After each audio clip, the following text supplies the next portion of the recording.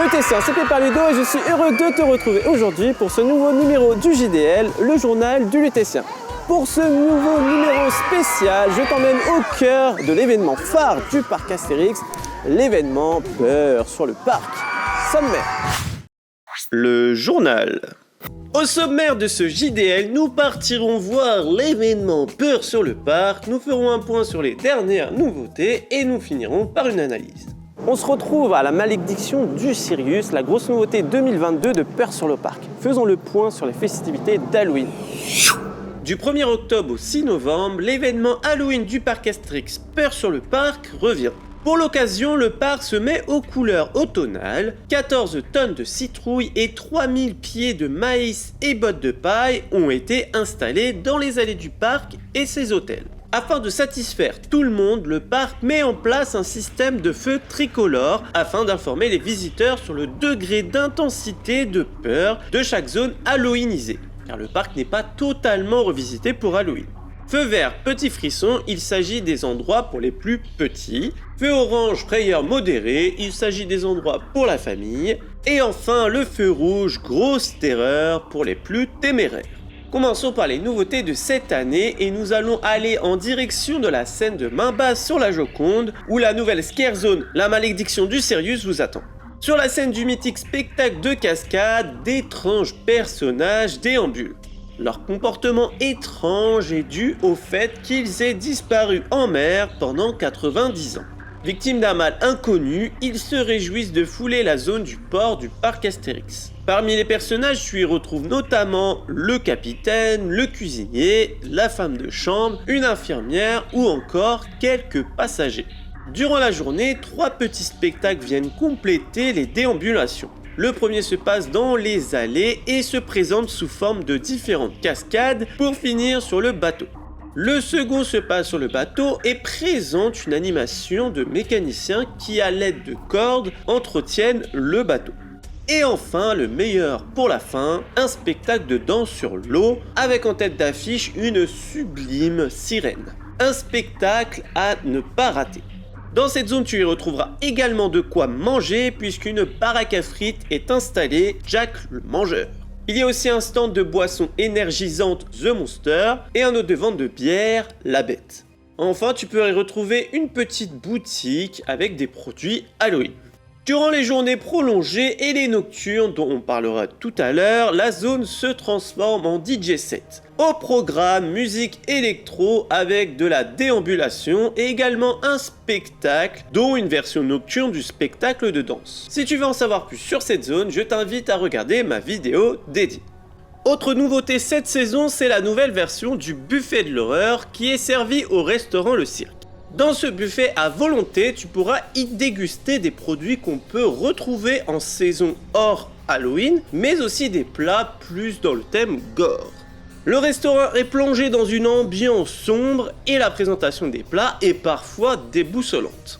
En plus de la soupe au potiron ou encore les doigts de sorcière, le restaurant est habité par 4 étranges personnages. Le maître de cérémonie, qui, fou de rage d'avoir été renvoyé de son ancien cirque où il travaillait, décide de créer son propre cirque thématisé sur l'horreur.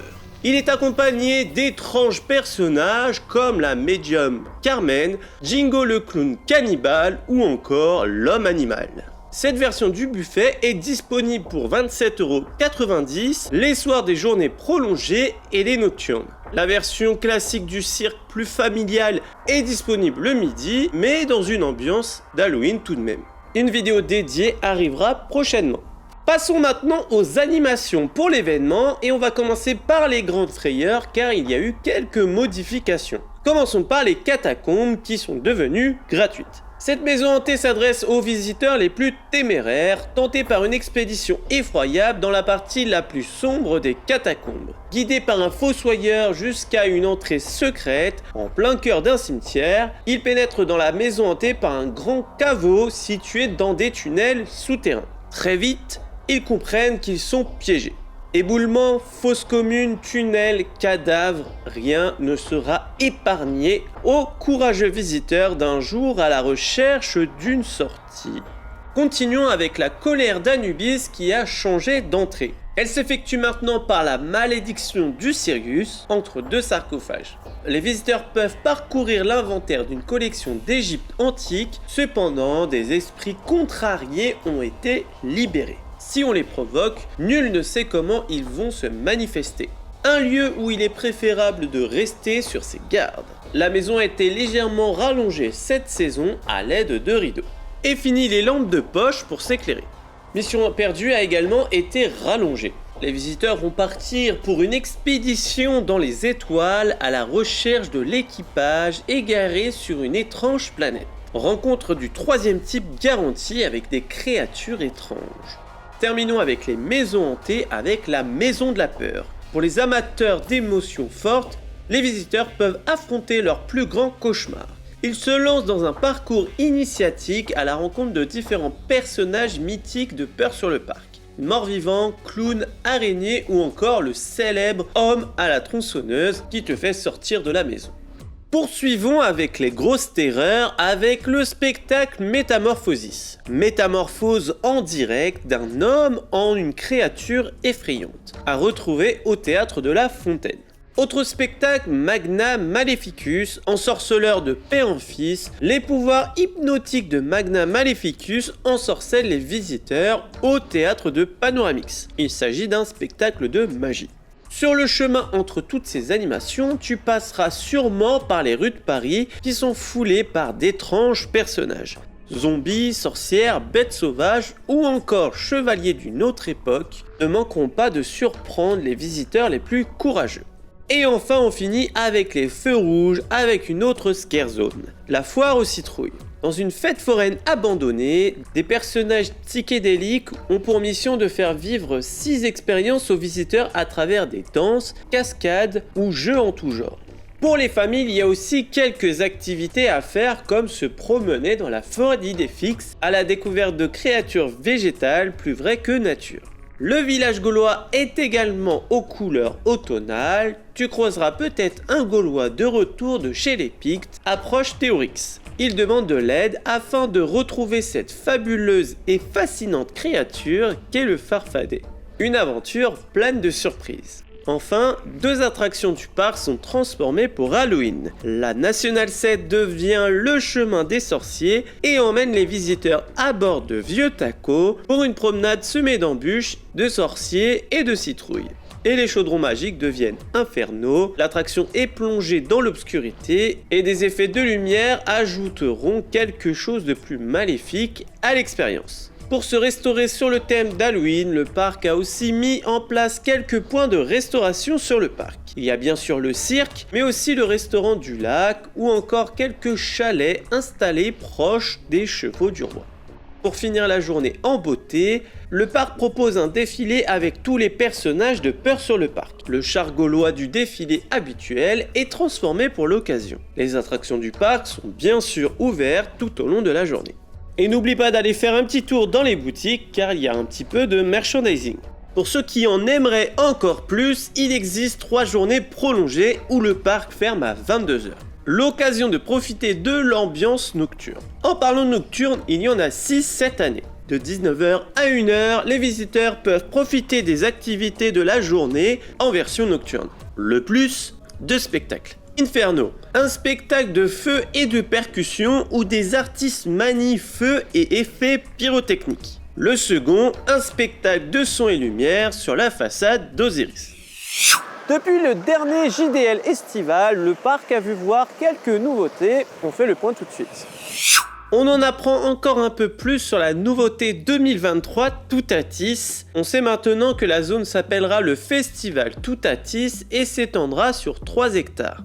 Les travaux se poursuivent bien et on commence à reconnaître quelques éléments. On sait qu'il y aura, en plus du roller coaster qui est déjà fini depuis quelques mois, qu'il y aura une attraction familiale de type Nebulas de la société Zamperla et son nom sera chez Gyrofolix. En plus de ça, on aura une aire de jeu qui s'appellera elle, le Sanglier d'Or. Pour couronner le tout, il y aura 2 points de restauration. Un restaurant qui s'appellera Au Dolmen Gourmand et un kiosque sucré. Pour finir, on aura même droit à une boutique. Le mois de septembre était synonyme de démolition car 2 bâtiments ont disparu. Ça a commencé par Animal Studio, un bâtiment situé proche du restaurant Le Cirque qui était peu exploité. Dernièrement, on a pu voir le cabinet des curiosités. Le but serait de laisser plus de place pour circuler dans le parc et laisser la place au marché de Noël pour Noël gaulois. Le second bâtiment à disparaître, c'est le Pirate Échoué, un restaurant aussi peu utilisé. Est-ce pour refaire un restaurant tout neuf ou laisser de la place pour rentrer dans la zone du festival de Toutatis? Rien n'est confirmé pour le moment.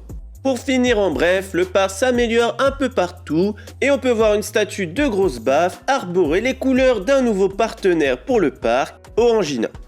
Il est maintenant temps d'analyser tout ça.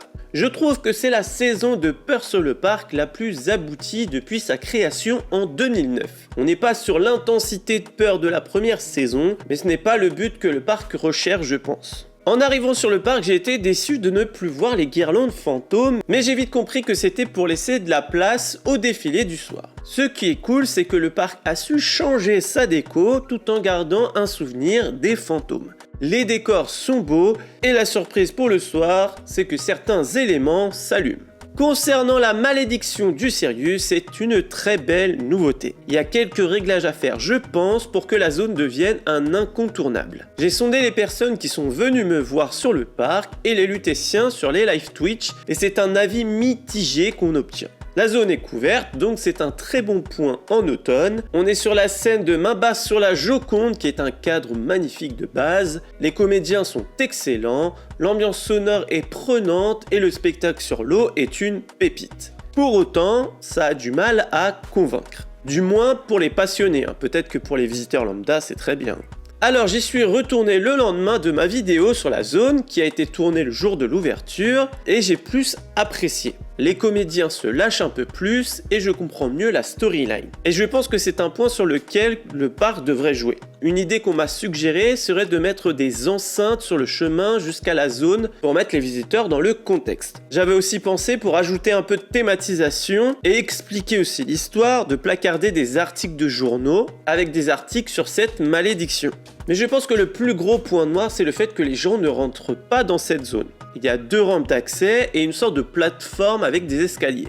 Et les gens restent soit derrière les grilles, soit sur la plateforme. Ce qui fait que les comédiens font leur rôle dans le vide. Et heureusement qu'ils sont excellents, car sinon ça rendrait pas grand chose. Je pense que ce qui crée l'ambiance d'une scare zone, c'est aussi qu'il y ait des gens qui crient, que les comédiens interagissent avec les visiteurs. Il faudrait, je pense, trouver un moyen pour que les gens rentrent plus facilement dans la zone. En supprimant les murets du spectacle, par exemple, pour éviter de passer par une rampe ou un escalier. Avec bien sûr un système que ça soit facile à remettre en place quand il y aura les spectacles de la Joconde. Ou alors peut-être mettre des comédiens dans les allées pour couper cet effet de barrière entre la scène et les chemins. Je trouve ça vraiment dommage que les gens restent à 5-6 mètres pour regarder la zone, car les comédiens sont excellents. On finit par s'attacher à ces personnages et limite on ressent une peine pour eux quand on sait ce qui leur est arrivé. Autre chose qui est ressortie, c'est que certains visiteurs sont passés sans voir les shows car il n'y a pas d'horaire. Alors certes c'est une scare zone, mais si tu passes entre 2 shows, tu te dis bon il n'y a pas grand chose à voir. En tout cas, je trouve que la zone a un gros potentiel. On peut y rester pas mal de temps au final. Laissons le parc trouver des solutions pour améliorer l'accès et faire de cette zone une référence. Sinon, mon avis global sur Peur sur le parc est très bon. Au final, c'est un parc où tu peux venir juste pour les activités d'Halloween, tellement il y a de quoi faire. J'ai fait une journée complète sans mettre les pieds dans les parties du parc non halloweenisées. Le fait que tout soit inclus, et même les catacombes cette saison, c'est une force. D'ailleurs, on me demande souvent mon avis sur cette maison hantée et je l'aime pas trop. Je la trouve courte et tout est prévisible. Pour moi, le souci, c'est que les allées sont trop étroites, il y a la place que pour une personne, ce qui laisse aucune liberté aux comédiens de nous surprendre en arrivant de n'importe où. Là, tu sais que la personne va arriver en face de toi. Sinon, niveau théma, c'est plutôt bien fait. Et le gros plus, c'est le Fossoyeur quand il est interprété par Morgane. C'est devenu le personnage phare de Peur sur le parc pour moi, et il détrône même l'homme à la tronçonneuse. Concernant le buffet de l'horreur, je te consacre une vidéo dédiée prochainement, mais malheureusement mon expérience n'était pas bonne. L'ambiance, les comédiens c'était très sympa, mais il y avait beaucoup trop de monde à un instant T, et il était difficile de manger quelque chose. Pour revenir sur le défilé du soir, je trouve ça cool de pouvoir retrouver tous les personnages de la journée. Alors c'est vrai que de jour, ça peut un peu casser le mythe de voir certains personnages qui sont prévus pour être dans l'obscurité. Mais c'est génial de mettre à l'honneur ceux qui font vivre Peur sur le parc. Bravo aux comédiens et à toutes les personnes de l'ombre aussi. Le défilé est très sympa, le char gaulois est bien transformé pour Halloween. J'ai beaucoup aimé les cages sur les côtés et l'effet de la sorcière à l'arrière, même si c'est vrai que ça nous fait un peu penser à Disney, mais bon, Disney n'ont pas inventé les sorcières. Cependant, le défilé est très court. Peut-être qu'il va un peu trop vite, et il y a un gros bémol, c'est les mouvements de foule. En journée, hors Halloween, une fois le défilé passé, vu qu'il est en plein après-midi, les gens s'éparpillent dans le parc et ça pose pas de problème. Que là, les gens n'ont pas d'autre issue que la sortie. Donc quand tu regardes le défilé au début, c'est cool, mais du coup t'as pas le choix de suivre le char pour te diriger vers la sortie comme tout est fermé. Le problème, c'est quand tu le regardes au milieu ou vers la fin, tous les gens qui ont déjà vu le défilé avant veulent sortir et forcent le passage. Du coup, c'est dangereux car les gens passent parfois très proche du char et les gens gâchent l'expérience des gens qui ne l'ont pas encore vu, soit en leur passant devant, ou je me suis même fait marcher dessus. Peut-être que le parc devrait créer un chemin par la forêt d'Idéfix où des opérateurs, agents de sécurité orienteraient les visiteurs par ce chemin pour rejoindre la sortie directement et éviter de devoir doubler le char. Pour conclure, c'est vraiment des détails car c'est un très bel événement que je recommande vivement à tous ceux qui aiment Halloween et se faire peur. Bon bah voilà, ce nouveau numéro du JDL Horrifique se termine. J'espère qu'il t'aura plu. Dis-moi comme d'habitude tout ça dans les commentaires. N'oublie pas le petit like qui fait plaisir et qui permet de soutenir la chaîne. Va voir la boutique, tout ça. Et il ne me reste plus qu'à te faire des bisous. Et bim!